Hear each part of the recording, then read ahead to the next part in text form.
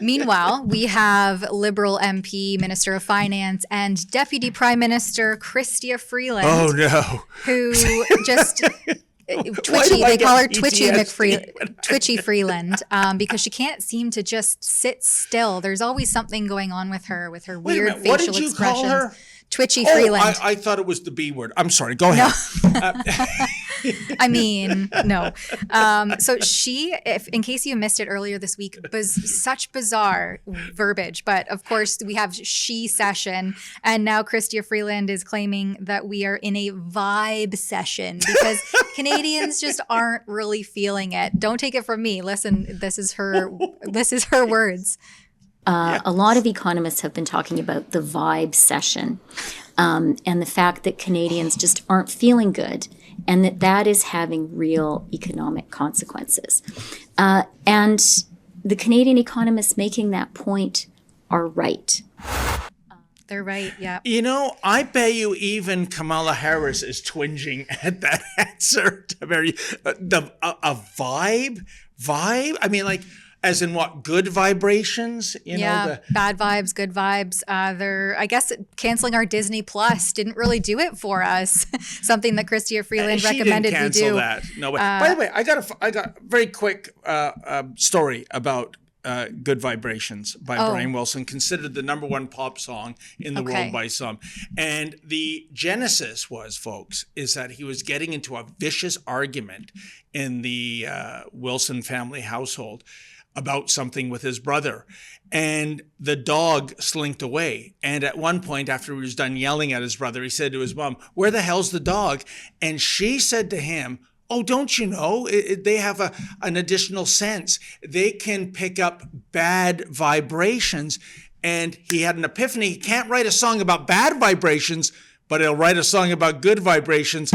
There you go. Hypothetical question, Tamara Ugolini. If that incident never happened, does Brian Wilson still go on to write the number one pop song of all time? If not, he would be now.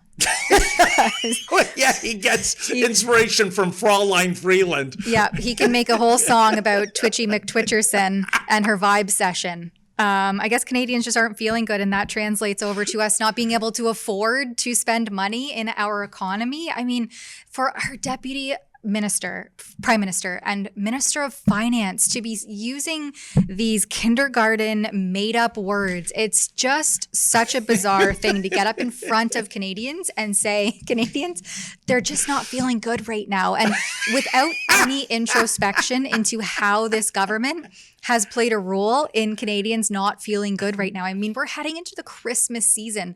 This should be the jolliest, happiest, giving without wanting in return season to be in. And yet we have our finance minister going up in front of Canadians, and she kept it together for that 17 seconds. I mean, I didn't see any of her weird, outlandish twitches or weird facial expressions that she seems to do when she's up there being asked questions. But making up these words, remember when Trudeau said we're heading for a she session or something along those lines? I don't know if we have that clip of when he coined that one. But now for the Minister of Finance to come out and say we're in a vibe session. I just want to see a change in government so we can get back to some good vibes, because whatever vibes are coming from Chrystia Freeland, who's twitching out all the time, they're obviously just not good. Tamara, you go, why is she so condescending whenever she's speaking? I almost think that she's going to hold up that magic mirror. Remember the host of Romper Room, and as though she's talking to nursery school students. That's what I feel like. I don't feel like she's treating us as adults, and she's a disaster. I'm sorry to say.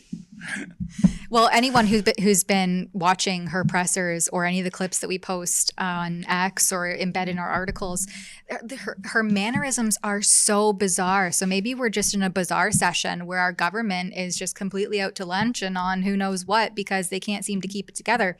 And my favorite Freeland story, because some viewers thought we were being cheeky or mean to her, but our ex-colleague, Cian Bexty, he came across her, I think it was in an Edmonton Hilton hotel, and went over to scrum her, and she was wearing one of her trademark short skirts. Anyways, when she got up, we had to, in the editing process, put a blue dot. Think of the Sharon Stone scene in Basic Instinct. You know what I'm saying?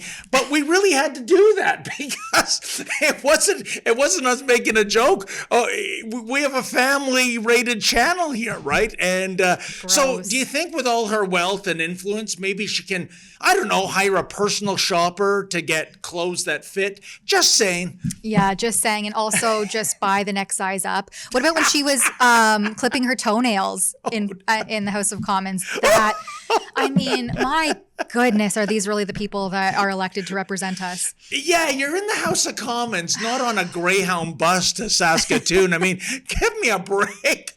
Who thinks that's appropriate? Someone in the comments here is writing meth vibes. Yeah, I feel that. Anyway, Trudeau lost control. So we have this next video here of the leader of the opposition. Oh, wait. Hold on. We have a photo of Chrystia Freeland picking her toenails in the House of Commons. And her hair's just up in a bun with one of those ponytails. And, just the lack of professionalism is just astounding by these people. And, but what is he looking at? That's what I want to know. Right. He looks very invested. There's some curiosity happening in that facial expression. Is it the toenails, or we'll just not go there? But he was riveted, right? Yeah. She's causing a distraction, folks, in the House of Commons. Oh my goodness. At least while the cameras are on, have some decency.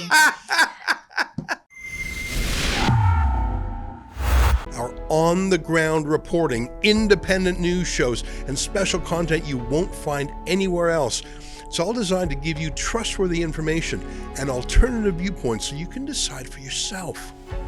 We don't get government money, and we are not owned by some big global conglomerate. We're funded by people just like you, so please support independent journalism and help us continue our work by subscribing and becoming a Rebel News Plus member today, right here on the page. Go to rebelnewsplus.com. Members get instant access to all of our shows, invitations to exclusive events, and access to our premium content like live event footage and documentaries you won't see anywhere else.